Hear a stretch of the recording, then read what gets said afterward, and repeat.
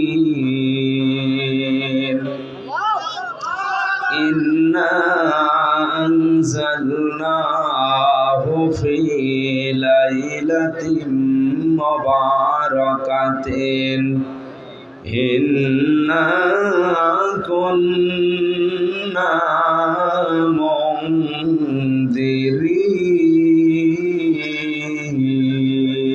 منذرين فيها يفرق كل أمر حكيم أمرا من عندنا إنا كنا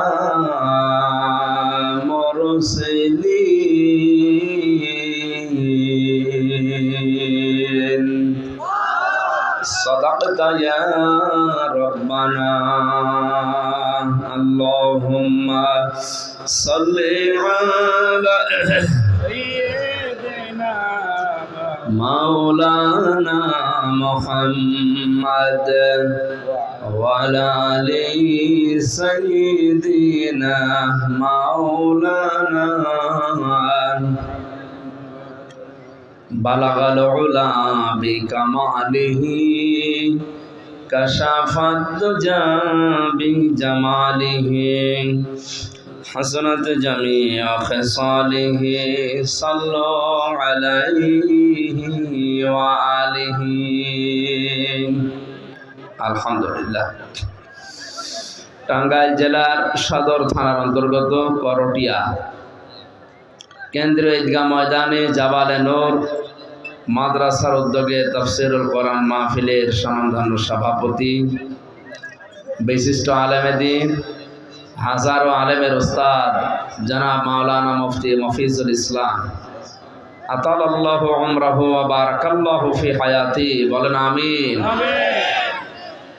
মাহফিলের বিশেষ প্রধান অতিথি জনাব আলহাজ সানোয়ার হোসেন, মাননীয় জাতীয় সংসদ সদস্য, বিশেষ অতিথি উদ্বোধক, আমন্ত্রিত ওলামায়ে কেরাম, আমন্ত্রিত অতিথিবৃন্দ, যত মানুষের নাম দেখছি এত একটা একটা করে বলতে গেলে আমার কিয়ামত হয়ে যাবে।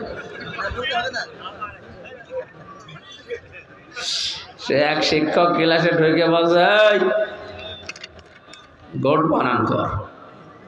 ছাত্র বলছে, স্যার ABCDEFGH আছে KLMNOPQRSTUVWXYZ। এ কি করলি? বলছে এর ভেতরে আছে, আপনি বানান করিয়ে নিন। এর ভেতরে গোট GOOD আছে, আমি একেবারে উপর থেকে শেষ পর্যন্ত বলে দিলাম, আপনারা বলেন আমিন।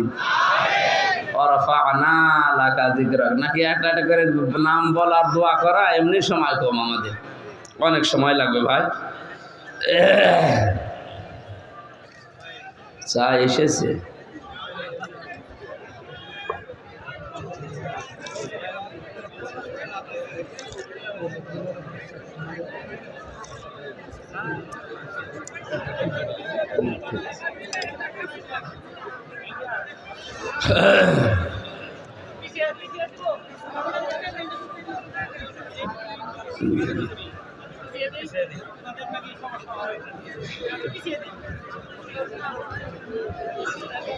এটা একটু পিছিয়ে দেন তো ভাইয়া, একটু পিছিয়ে দেন, হালকা একটু পিছিয়ে দেন, পিছিয়ে দেন, ধরেন এটা ধরেন, একটু পিছিয়ে দেন। হ্যাঁ, এই দুটো একটু পিছিয়ে দেন, আজ লাগবে না, তারপরে একটু পিছিয়ে দেন।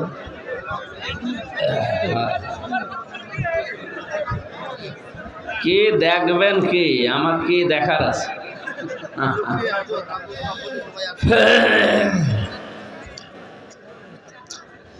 দল মত জাতি বর্ণ ধর্ম নির্বিশেষে কোরআনের এই অনুষ্ঠানে যারা ইবাদত মনে করে এসেছি, খুশি হয়ে বলছি আলহামদুলিল্লাহ।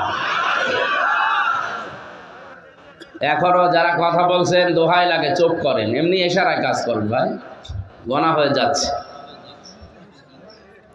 এই অনুষ্ঠানটা যদিও একটা ঈদগাহ ময়দানে হচ্ছে, এটা চাটিয়াল ময়দান দেখতে মনে হলেও ওই ময়দানের দাম এখন এত বেশি। তিরমিজি শরীফের হাদিস, বিশ্বনবী বলেন, আমি মসজিদে নববীতে প্রবেশ করে দেখি ডান দিকে কিছু মানুষ আল্লাহর কোরআন নিয়ে আলোচনা করছে, বাম দিকে তাকিয়ে দেখলাম কিছু মানুষ আল্লাহর জিকিরে লিপ্ত আছে। নবীজি বলেন দুই দল ভালো কাজে আছে, তবে সবচাইতে উত্তম কাজে আছে যারা আল্লাহর কোরআন নিয়ে ব্যস্ত আছে।